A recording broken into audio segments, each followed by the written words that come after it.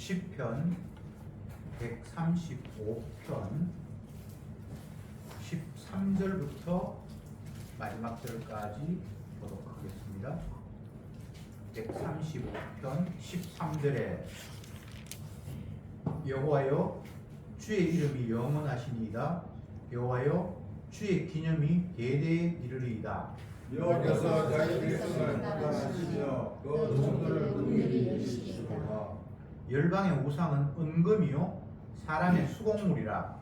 입이 있어도 말하지 못하며 눈이 있어도 보지 못하며 귀가 있어도 듣지 못하며 그 입에는 아무 기식도 없나니 그것을 만든 자와 그것을 의지하는 자가 다 그것과 같으리로다. 이스라엘 족속아 여호와를 송축하라.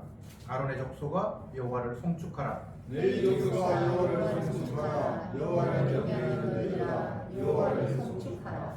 예루살렘에 거하신 여호와는 시온에서 찬송을 받을지어다. 할렐루야. 아멘. 아멘. 135편 후반부를 같이 읽었습니다. 여호와는 어떤 분일까? 왜 여호와를만 찬양을 해야 할까? 그 이유를 우리는 잊어버리면서 살아갑니다. 시편 기자는 온통 여호와 하나님께 관심을 기울이면서 오로지 그분만 찬양해야 한다라고 안타까운 마음으로 외치고 있는데, 평소 인간들의 삶의 양식은 여호와 하나님을 찬송해야 한다는 것에는 그다지 관심이 없습니다. 그냥 내 육신이 원하는 것들을 채우면서 사는 일에 급급하지요. 모든 피조물들은 지으신 분이 자기 목적과 이유를 가지고 만드셨습니다. 그 목적에서 벗어났을 때 그는 제대로 사는 것이 아니고 목적으로 말미암아 살아가는 인생이 아니라 엉뚱한 방향으로 가기에 그 자체는 고통과 아픔입니다. 컵은 물을 담거나 음료수를 담는 용도로 만들었습니다. 그런데 이 컵이 뭐 사다리 역할을 한다든지 또 아니면 무기가 되어서 누구를 괴롭히는 일에 활용이 된다든지 할 수는 있지만 그것은 제대로 된 목적이 아니기에 효과를 발휘할 수 없고 또 금방 이지러지거나 부서지고 말이죠. 물을 담기 위해서, 음료수를 담기 위해서 컵이 있으면 음료수를 담으면 이건 가장 자기 기능을 잘 하는 겁니다. 근데 이걸 사다리 역할을 한다든지 누가 여기서 발을 딛고 올라서서 앉아낸 곳을 닿게 한다든지 아니면 이게 누구를 괴롭히는 무기가 되어서 무엇을 친다든지 이렇게 해버렸을 때 이 자체도 부서지고 효과적인 기능을 발휘할 수 없는 것입니다. 저와 여러분들은 하나님의 형상을 가지고 만들어진 피조물입니다. 그런데 그 하나님의 형상을 담아내야 할 우리가 하나님의 형상에는 관심이 없고 내 형상에만 관심이 있고, 하나님을 찬송하기 위해서 만들어 놓은 사람이 하나님을 찬송하는 것이 아니라 피조물인 나 스스로를 찬송하고 또 아니면 어떤 대상, 나와 다른 어떤 인간을 추앙하고 높인다면 그건 하나님의 목적에서 어긋난 엉뚱한 삶을 살고 있는 것이고, 그 자리에서 벗어나는 그것이 고통이고 아픔이고 파괴되어가는 과정입니다. 왜 우리는 계속해서 이 땅에서 찬송을 받으려고 할까요? 쉽게 이야기하면 남들에게 관심을 받으면서 잘한다, 훌륭하다, 저 사람 대단하다 라는 인정을 받으려고 할까요? 그렇지 않은 사람이 아무도 없습니다. 흔히 아이들 말로 관종이라는 말이 있는데 관심받기 위한 종자라는 거예요. 근데 이 땅의 모든 피조물이 다 관종이에요. 어린 아이들만 어른들에게 다른 사람들에게 관심 받기 위해서 행동하는 게 아니라 이 땅에 살아있는 모든 인간들이 다 관심을 받으려고 해요. 그래서 모든 사람들로부터 관심에서 벗어나 버리면 삶의 의욕을 잃어버리고 어떤 사람은 스스로 목숨을 끊는 일까지 합니다. 분명히 인간은 하나님의 영광을 위해서 만들어진 존재인데 자기가 영광 받으려고 하는 이 마음, 이 행동, 이것은 목적에서 벗어나 있고 그러기에 그는 적합한 삶이 아니라 힘든 삶을 살 수밖에 없고 파괴되어 가고 부서지는 삶을 스스로 선택하게 된 겁니다. 다시 본문으로 돌아가서 여호와를 찬송해야 할 이유를 계속해서 시인은 읊어대고 있습니다. 나열하고 있습니다. 13절에 여호와여 주의 이름이 영원하시니이다. 여호와여 주의 기념이 대대에 이르리이다. 여기서는 앞구절과 뒷구절을 똑같은 내용이 반복되면서 표현만 약간 달라졌습니다. 주의 이름이 영원하다. 그리고 주의 기념이 대대에 이른다. 똑같은 이야기죠. 주의 이름이 영원하다. 주를 기념하는 것이 영원히 대대에 이른다. 라는 말을 반대편에서 하면 이 주의 이름, 주님 말고는 영원하거나 대대에 이르는 것이 없다는 이야기입니다. 주님의 이름은 영원해요. 그러면 인간의 이름은, 저의 이름은, 여러분의 이름은, 아니면 대한민국이라는 나라의 이름은 영원하지 않아요. 지금은 대한민국인데 지금 2023년입니까? 1919년 그전에는 대한민국 아니었어요. 조선이었죠. 조선. 그렇잖아요. 그리고 일본이 우리를 지배했을 때는 뭐 조선이고 대한민국 아무것도 없었어요. 그냥 일본의 한 뭐 민족으로 아류의 식민지로 그냥 우리는 살았어. 해방이 되고 난 이후에 대한민국이라는 이름이 만들어졌잖아요. 그러니까 해방이니까 1945년에서 지금은 아직 100년이 안 됐네요. 대한민국으로 산 지가. 근데 앞으로 또 어떻게 될지 몰라요. 지금 제가 이 이야기를 하는 이유는 여호와의 이름은 영원하지만 그 여호와의 이름 말고 나머지는 영원하지 않다는 이야기를 하고 있는 거예요. 나이 많으신 분들은 이제 뭐 부모님 가운데 돌아가신 분도 있고 아직 살아계신 분도 있는데 다 떠나고 그 이름도 점점 더 잊혀져 갈 거예요. 왜? 주님의 이름만이 영원하도록 주님께서 만들어 놓으셨기 때문에 나머지 모든 것들은 다 잊혀져 가고 잠시 있다 사라질 것으로 주님이 만들어 놓으셨어요. 모든 것이 다 영원하다면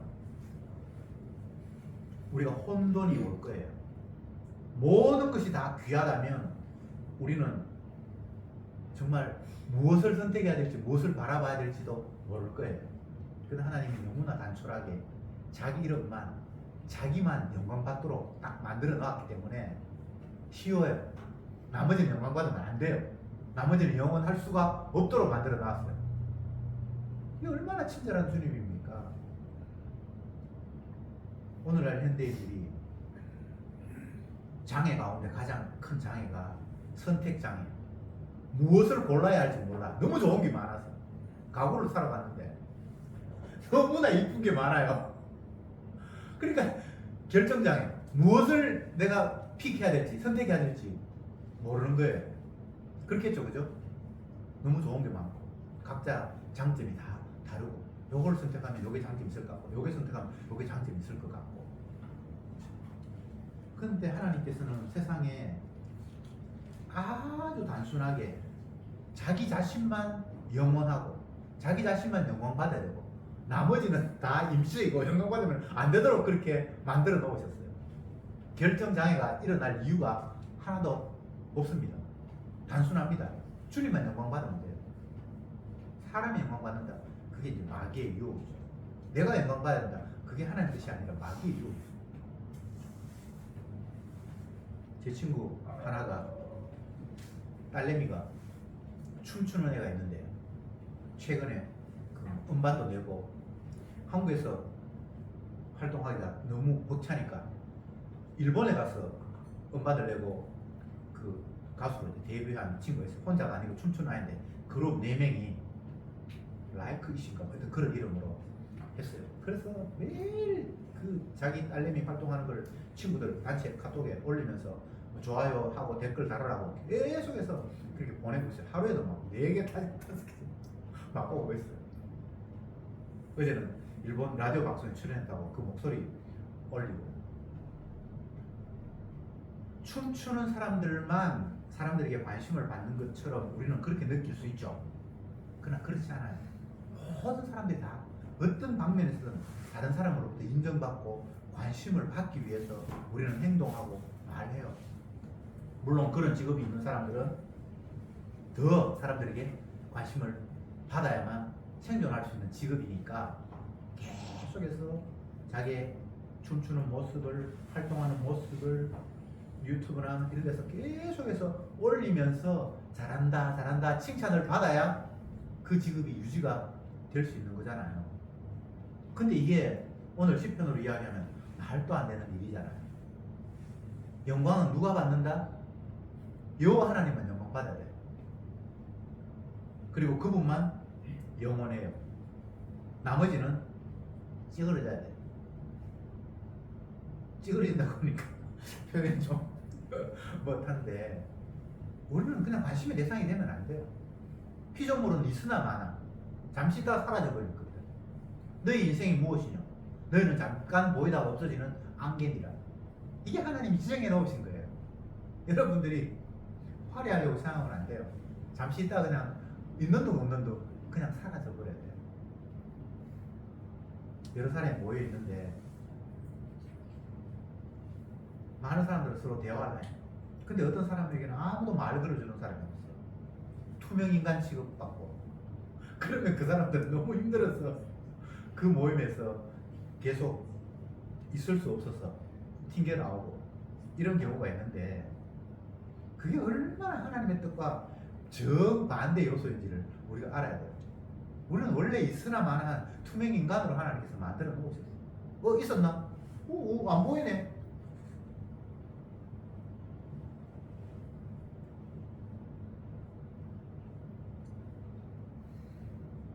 (14절을) 보겠습니다. 여호와께서 자기 백성을 판단하시며 그 종들을 긍휼히 여기시리로다. 여호와의 이름만 영원하고 그만 영원히 기념되어야 한다라고 13절에 이야기해놓고는 그분은 자기 백성을 판단하시고 그 종을 긍휼히 여기신다 이렇게 되어 있습니다. 판단하시는 것도 여호와 하나님만 판단할 수 있습니다. 우리는 판단할 자격이 없어요. 너는 천국가, 너는 지옥가, 너는 복받아야 돼, 너는 저주받아야 돼. 피조물은 그런 식으로 분류하거나 판단할 자격이 없습니다. 운전하면서 열심히 차를 몰고 가는데 갑자기 다른 차선에서 확 끼어들고 이런 경우가 종종 있죠. 그러면 운전하는 사람이 브레이크를 밟으면서 막 흥분하잖아요. 입에 뭐 거친 말로 자기도 모르게 나오고, 어떤 사람은 성질 못한 사람은 따라가서 부닥친 사람도 있습니다. 죽이려고 죽어버려요. 그것은 그 사람이 상대를 이미 판단해서 저놈은 운전할 자격이 없다, 차라리 죽여버리자, 이런 마음 때문에 그런 행동들이 빚어지는 거거든요. 신문 보면 날마다 그런 거 나와요. 내가 빚을 졌는데 못 갚았어. 근데 상대가 빚 갚으라고 계속 독촉을 해요. 그러니까 화가 나서 어떤 사람이 운전하다가 그 사람 가게에 갔다가 처박았다고 신문에 났어요. 이 행동들은 다 판단이, 저놈이 나에게 너무나 심하게 나를 다루었다. 그러니까 나는 도저히 참을 수 없다. 내가 너를 정죄하리라. 이건 다 판단이 따른 것이고 그에 대해서 판단하는 행동들이 추가된 거잖아요.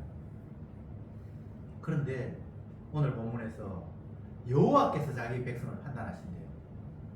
그 말을 뒤집으면 우리는 누구도 판단할 권한과 자격이 없다는 거예요.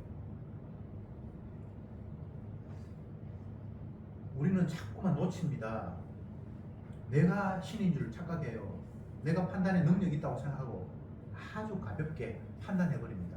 너 이래, 너 나빠. 최근에 뭐 정치 기사를 보니까 여당의 당 대표가 어느 가수 뭐 행동에 대해서 어떤 비난하는 걸 올려놨어요.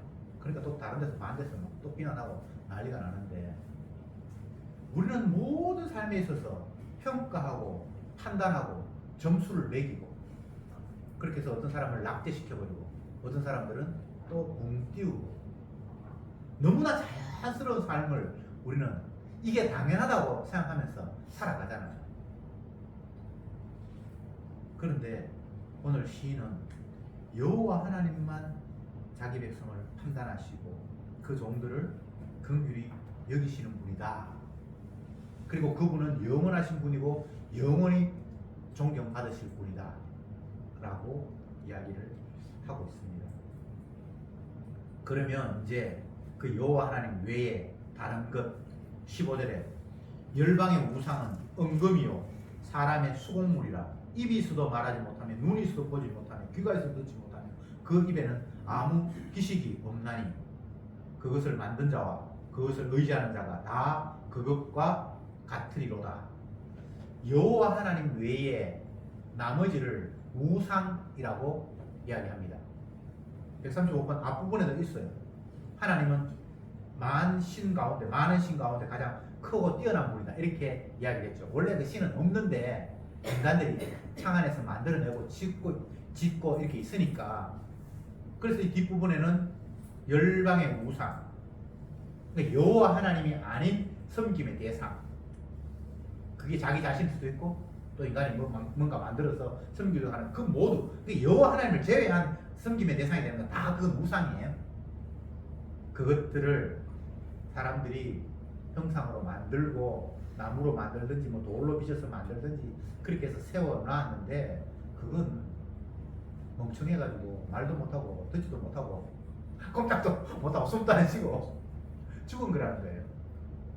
그걸 섬기는 사람은 그와 똑같이 죽은 존재라는 거예요. 우리가 우상을 섬긴다고 하니까 뭐 절에 다닌다든지 아니면 무당이라든지 또 어떤 사람은 뭐 돼지머리 갖다 놓고 뭐 빈다든지 이렇게 하는 것만을 우상 섬긴다라고 생각하는데, 그러면 착각이에요. 자기를 위하여 무엇을 행하면 그것은 다 우상이에요. 그게 출애굽기에서 주님께서 십계명을 이야기할 때 말씀하셨거든요. 자기를 위하여 무엇이 되면 그게 다 우상이라는 거예요. 근데 인간은 먹든지 마시든지 무엇을 하든지 자기를 위하여 하잖아요. 그러니까 모든 인간은 다 우상 숭배자예요. 우상은 인간들이 스스로 지어내서 만들었고 수공물이다, 손으로 빚어서 만들었다는 거잖아요. 그러니까 그건 말도 못하고 듣지도 못하고 숨도 안 쉬는데 그것이 뭔가 너에게 의지가 대상이 되고 너를 도와줄 거라고 생각하는 그 사람은 그 우상하고 똑같이 죽은 거잖아요. 요즘도 대문 앞에 뭐 계문 만복내 또 아니면 입춘 대길 아니면 뭐 부적 같은 거 붙여놓고 이런 집이 굉장히 많아요. 그 종이 쪼가리가 문 열면 복이 들어온다, 봄이 오면 큰 해물이 올 것이다, 이렇게 붙여 놓는다고 해서 그게 그렇게 될 거다라고 기대하는 그 자체가 정말 무섭지 않습니까? 근데 그것만이 아니라 우리의 의식 속에 내 그 몸 움직임의 모든 그 속에서 뭔가 나를 위해서 기대하면서 뭔가 잘 될 거다라고 생각하는 그런 거. 파이팅! 힘내자! 오늘 하루도 행복하기를. 뭐 온갖 구호가 다 있는데 그 모든 것들은 다 내가 바라고 원하는 것들이 오늘 이루어질 거야 라는 자기 암시를 계속해서 주잖아요. 그게 다 우상숭배예요. 뭐가 잘 되는 건데요? 내가 원하는 게 되면 그게 잘 되는 겁니까? 어른들은 어린아이를 보면서 아이고 철이 없다 그러죠. 왜? 좋고 나쁨을 분별할 만한 판단력이 없다고 생각을 하잖아요. 그리고 없는 것도 사실이고 그냥 달고 맛있으면 한없이 그냥 먹기를 원하잖아요. 사탕 빨고 아 내가 이게 당분을 너무 많이 섭취하면 이도 썩을 수 있을 것이고 몸에 영양분의 밸런스가 안 맞아서 이제 오늘 당분을 그만둬야 되겠다라고 아이가 그렇게 판단할 수 있는 능력이 없잖아요.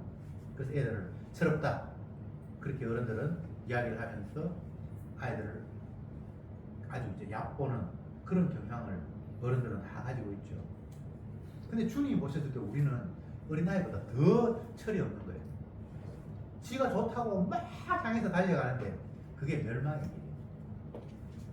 많은 사람이 찾는다고 핫플레이스라 그럽니까? 나도 그것을 가고 싶어서 달려가는데 그게 멸망으로 가는 넓은 길. 찾는 이가 많고 재밌어. 근데 지가 그것을 멸망의 길이라고 알았다면 그 길을 달려가지 않았겠죠. 우상. 여호와 하나님이 아닌 모든 대상은 다 우상입니다. 내가 그 자리에 있고 또 다른 어떤 사람이 그 자리에 있고 부모가 그 자리에 있고 다 우상이에요. 그건 죽음이에요. 어리석음이에요. 그래서 우리는 우리 스스로를 우상으로 깨달아야 돼요. 아, 내가 잘 된다는 이게 이건 영원한 것도 아니고 하나님이 잘 돼야 되는데 주님이 기념 받아야 되고 주님이 영돼야 되는데 내가 영광을 받고 있구나.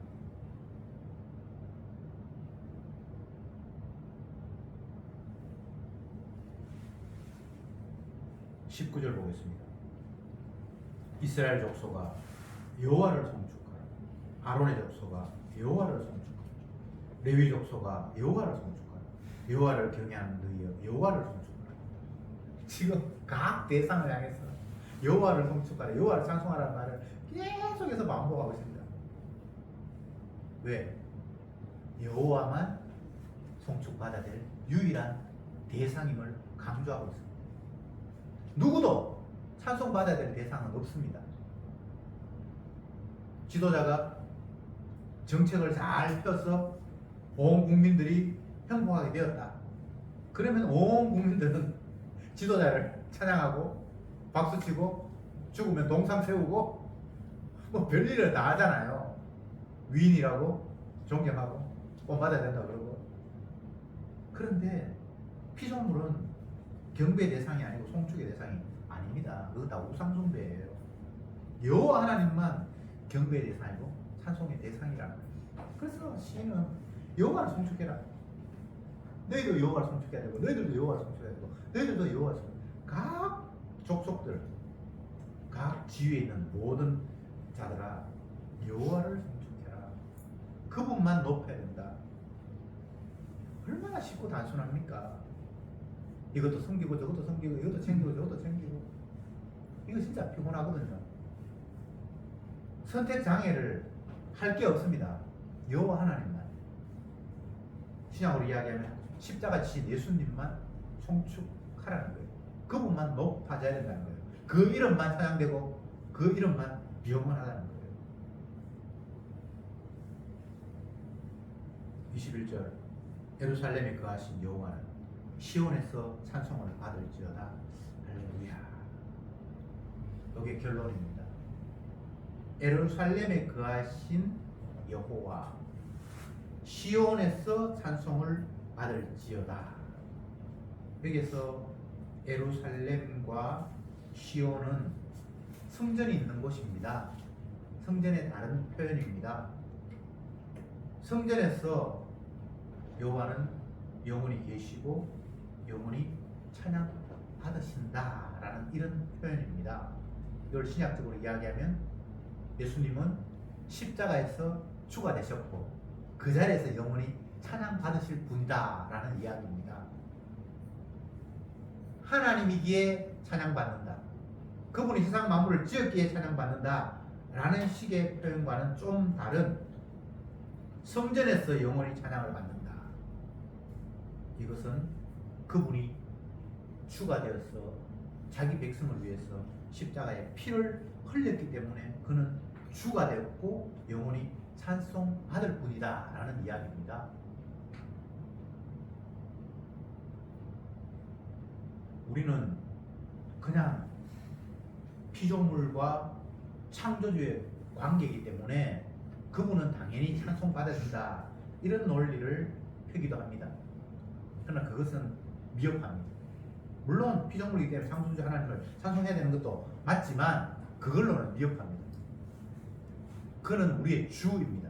만들었기 때문에 주라는 말도 되지만 그것으로는 미흡합니다. 그는 자기 백성을 위해서 희생하셨습니다. 피를 흘리셨습니다. 그래서 주의 자리에 앉으셨습니다. 그러기에 그는 영원히 찬양받는 게 합당하다라고 시인은 노래하고 있습니다. 구약으로 이야기하면 이스라엘 백성들은 세상 애굽에서 종살이하며 살았습니다. 근데 그 애굽의 압박, 애굽의 종살이에서 그를 건져내기 위해서 6월절 어린 양이 피 흘려 죽었습니다. 이스라엘의 구원은 어린 양의 희생이 바탕에 깔려 있습니다. 그래서 이스라엘은 구원하신 그분 어린 양의 피를 찬송하도록 평생을 이끌어 가십니다. 이 백성은 나를 찬송하기 위해서 내가 불렀다고 했는데 그 찬송의 대상은 어린 양, 자기를 살리기 위해서 대신 죽은 피 흘린 그 대상을 찬송하게 되어 있습니다. 이게 성도의 찬송의 대상이며 이유이며 그분만이 유일한 찬송, 영원히 경배받을 분입니다. 135편 시작하면서 할렐루야로 시작했다가 끝에도 할렐루야로 끝이 나는데 제가 지난주에도 말씀드렸습니다만 할렐이라는 말은 찬송한다, 경배한다, 칭찬받는다 이런 뜻이에요. 할렐. 루는 명령형입니다.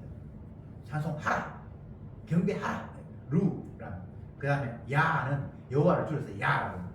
그러니까 여호와를 찬송해야 돼 이 말이 할렐루야입니다. 명령입니다. 명령. 권유하거나 하라고 뭐 꼬드기거나 그런 표현이 아닙니다.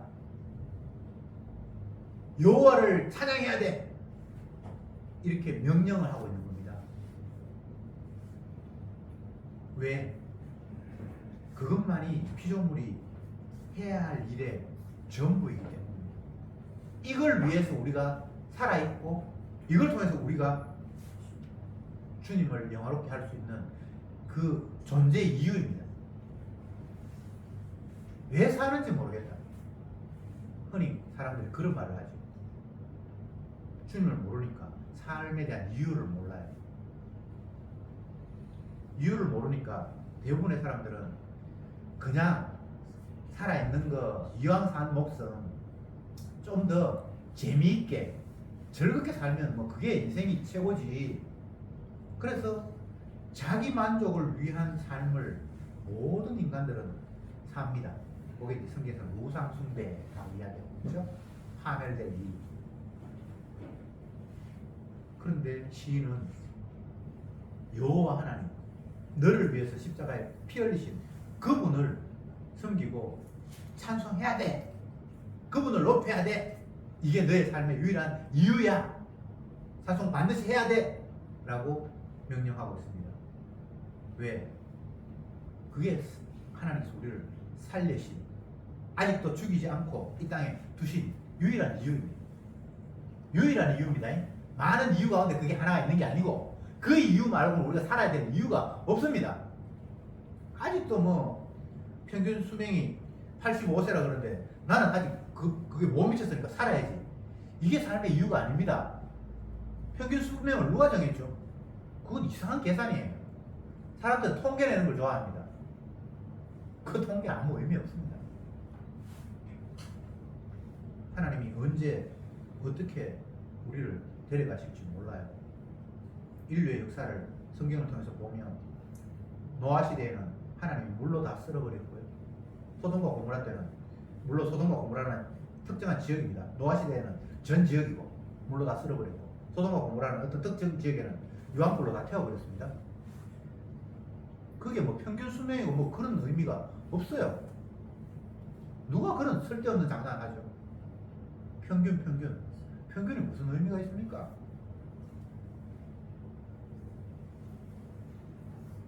우리가 살아있는 유일한 이유가 여호와 하나님, 신약으로 이야기하면 하나님의 아들 예수 그리스도, 그분을 높이고 찬양해야 될 이유 때문에 우리는 살았습니다. 다른 이유 없습니다. 어떤 철학자가 왜 사느냐고 묻거든, 이런 제목을 가지고 300페이지, 400페이지 되는 두꺼운 책을 썼는데, 그 답은 여호와 하나님을 찬송하기 위해서라고 답하지 않습니다. 사람의 삶은 소중한 거래요. 사람이 살아있다는 그 자체가 너무나 소중하다는 거예요. 그래 그 삶을 지속해야 된다는 게 그게 답이에요. 얼마나 어리석은 답입니까? 살아있으니까 살아야지 이 말입니다. 살아있으니까 살아야지. 아니에요. 여호와 하나님이 자기 영광을 위해서 나를 살게 하셨으니까 우리는 그분을 찬송하고 감사해야 돼. 이것이 우리의 유일한 삶의 이유야. 참 단순하고 쉽죠. 하나밖에 없어요. 찬송해야 될 대상이. 제가 지금도 어려운 것 중에 하나가 보기를 여러 개 나열하는 거 있잖아요. AR에서 전화를 하면 뭐뭐는 1번, 뭐뭐는 2번, 한 5번까지 나오면 제가 헷갈리기 시작하는 거예요. 그래서 제가 그럴 때부터 공부를 못했어요. 답이 하나밖에 없으면 쉬운데 여러 개 중에 하나를 선택하라 그러면 내가 머리를 막 굴려야 되는데 이게 어디에 해당되는지를 지금도 참 공부를 어떻게 못하는 이유가 있어요. 그걸 딱 정확하게 알아야 되는데, 근데 주님은 우리에게 하나를 딱 이야기했습니다. 살아야 될 이유도 하나, 찬송의 대상도 하나. 얼마나 간편합니까? 근데 이걸 못 믿으니까, 안 믿으니까, 아이고 뭐 주님을 섬기는 거 섬기지만 혹시 주님이 없을지도 모르니까 또 다른 거 하나 챙겨놓자. 보험 들던 것처럼. 모든 인간들이 다 그렇게 살아갑니다. 보험요? 보험 없습니다. 나를 챙기려고 하는 그 발상 자체를 하나님이 용납하지 않아요. 사나 죽으나 우리는 주의 것이에요. 뭐든지 마신지 주님의 영광을 위해서 우리는 할 수밖에 없도록 주님이 다스리십니다. 나는 어떤 길로 가든 결과적으로 주님은 우리를 자기를 높이는 쪽으로 그냥 다 턴을 해버려요. 바꿔버려요. 악한 존재들도 악한 날에 하나님이 적당하게 활용하신다. 그래서 주님은 우리를 악한 존재로 만들면서 자기 자신이 영광을 받아요. 그러나 내가 주님의 영광을 피할 방법은 없습니다. 결론으로 말씀드리겠습니다. 주님은 자기 영광을 위해서 모든 세상 만물을 지으셨습니다. 그 만물 가운데 하나가 저와 여러분들입니다. 대단한 존재가 아닙니다. 세상에 수많은 피조물이 있는데 그 가운데 하나가 나예요. 여러분이에요. 뭘 대단하게 뭐 생각할 필요 없습니다. 제가 자전거를 타고 공항 밑에 가가지고 저 바다 그러니까 강변으로 쭉 가가지고 저 바다 연결되는 그쪽에 갔다가 다시 이렇게 돌아오거든요. 1시간 걸려요.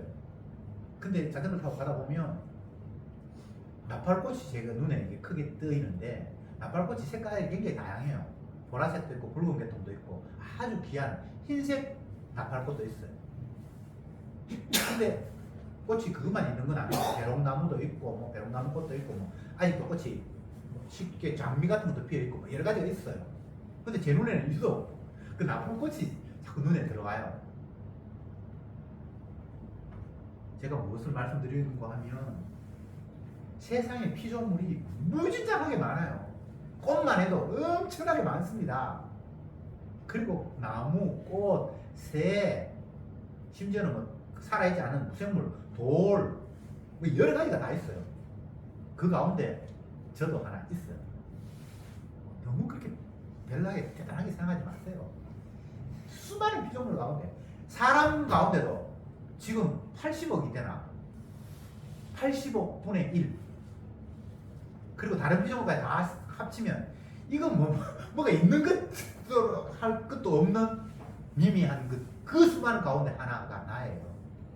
뭐 자꾸 그렇게 대단하게 생각합니까? 나는 오늘 기분이 어떻다? 네 기분은 뭐가 중요한데? 나는 뭐 어떻다? 내가 뭐가 중요한데요?